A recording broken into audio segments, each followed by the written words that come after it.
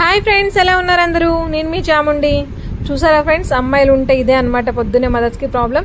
అదే అబ్బాయిలు అనుకోండి, చక్కగా లేచి స్నానం చేసి రెడీ వెళ్ళిపోతారు. కానీ అమ్మాయిల సిచ్యువేషన్ అయితే అది కాదు. డైలీ ఈ జడల వల్లే లేట్ అవుతుంది వాళ్ళకి. తను తింటారు స్కూల్లో బాగా. హాఫ్ అన్ అవర్ పడతాయి ఫ్రెండ్స్ ఈజీగా 2 జడలు వేసి రిబ్బన్స్ వేయాలంటే. నాకైతే ఆ రిబ్బన్లు రోజు వేసినా కొత్తగానే అనిపిస్తుంది.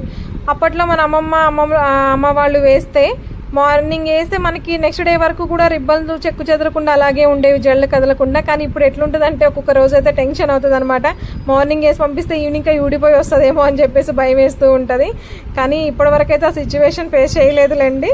స్ట్రాంగ్గానే వేస్తాను. ఇప్పుడు మనకే ఇలా ఉంది అంటే నెక్స్ట్ ఉండే వాళ్ళు ఇంకా మరి వాళ్ళు ఎలా వేస్తారో నాకైతే డౌటే ఫ్రెండ్స్. కానీ అమ్మో, అమ్మాయిలకి మాత్రం ఈ జడల గోల, ఈ రెడీ అవ్వటము ఎంత టాస్క్ అంటే ఇక ఫంక్షన్లు అప్పుడు చూడాలి ఫ్రెండ్స్. అబ్బో, వీళ్ళని రెడీ చేసి మనం రెడీ అయ్యాలంటే అసలు ఇంపాసిబుల్ అనమాట ఇంకా. కానీ 2-3 అమ్మాయిలు ఉన్న పేరెంట్స్ పరిస్థితి అయితే, అమ్మ పరిస్థితి అయితే ఏంటి అనేది కూడా అర్థం అవ్వదు ఫ్రెండ్స్. నిజంగా వాళ్ళకైతే ఇంకా టాస్కే కదా అసలుకి. మా ఫ్రెండ్స్కి ఇద్దరు ఫ్రెండ్స్కి అబ్బాయిలే ఉన్నారు. వాళ్ళేమో ఎర్లీగా మంచిగా రెడీ అయ్యి నీట్గా రెడీ చేస్తారు. బట్ నాకు మాత్రం ఏ ఫంక్షన్కి వెళ్ళినా హడావుడిగా డ్రెస్లు వేసుకొని వెళ్ళిపోతాను నేను. ఎందుకంటే ముందు పిల్లల్ని రెడీ చేసుకోవాలి కదా ఫ్రెండ్స్. అమ్మాయిలంటే ఇంక అంతే కదా, ఆమె జడలు వేసి ఆమెను రెడీ చేసేటప్పటికైతే సరిపోతుంది.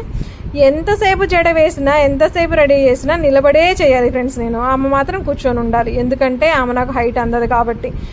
మా ఇంట్లో అందరూ హైటే ఫ్రెండ్స్. అంతా ఈమెకు వాళ్ళ డాడీ పోలికి వచ్చేసింది. వాళ్ళ డాడీ వాళ్ళ నానమ్మలాగానే అనమాట తిను.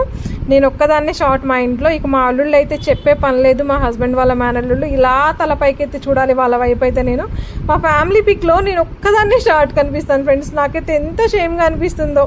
మీరు మాత్రం ఫ్రెండ్స్ పిల్లలకి పెళ్ళిళ్ళు చేసేటప్పుడు కంపల్సరీ అమ్మాయి హైట్కి తగ్గ అబ్బాయిని చూసి చెయ్యండి. ఫ్యామిలీలో కూడా వాళ్ళు అంత హైట్ ఉండి ఒక్కటే షార్ట్ ఉండేటట్లయితే చేయకండి. ఎందుకంటే రీసెంట్గా నేను ఒక ఇన్సిడెంట్ అయితే ఫేస్ చేశాను అనమాట.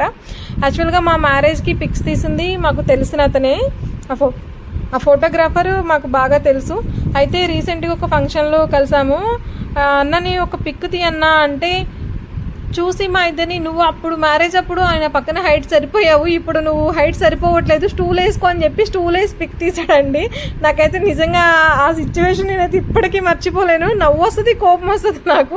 అదేంటి ఫ్రెండ్స్, మ్యారేజ్ అప్పుడు హైట్ సరిపోయింది దాన్ని, ఇప్పుడు ఎందుకు హైట్ సరిపోవట్లేదు? అదేం క్వశ్చన్ అతనికి అసలు అలా ఎలా డౌట్ వచ్చింది నాకు ఇప్పటికి కూడా అర్థం అవ్వలేదు. సో మీకు కూడా ఆ షార్ట్ ఉన్న వాళ్ళకైతే ఇట్లాంటివి కొన్ని ఫన్నీ ఇన్సిడెంట్స్ అయితే జరిగే ఉంటాయి కదా మీ లైఫ్లో. కానీ తప్పదు ఫ్రెండ్స్, భరించాలి. ఏం చేస్తాం, దేవుడు మనకు అంతే హైట్ ఇచ్చాడు. కానీ మా పాప పక్కన కూడా నడవలేను ఫ్రెండ్స్ నేనైతే. ఆమె భుజాల దగ్గరికే వస్తాను నేను, ఆమె షోల్డర్స్ వరకే ఉంటాను. అంతా వాళ్ళ నా డాడీ పోలిక, మా మామగారులండి మంచి హైట్ ఉంటారు, సో వాళ్ళ పోలిక వచ్చేసింది. కానీ మా చిన్నదైతే ఆ బుడ్డది అచ్చం నాకు లాగానే ఉంటుంది, నా హైటే ఉంటుంది. మేమిద్దరం ఒక పార్టీ అనమాట. సో వీళ్ళంతా కూడా హైట్ ఉంటారు మంచిగా. సో మీకు కనుక నా వీడియోస్ నచ్చినట్లయితే please subscribe my channel friends. Thank you.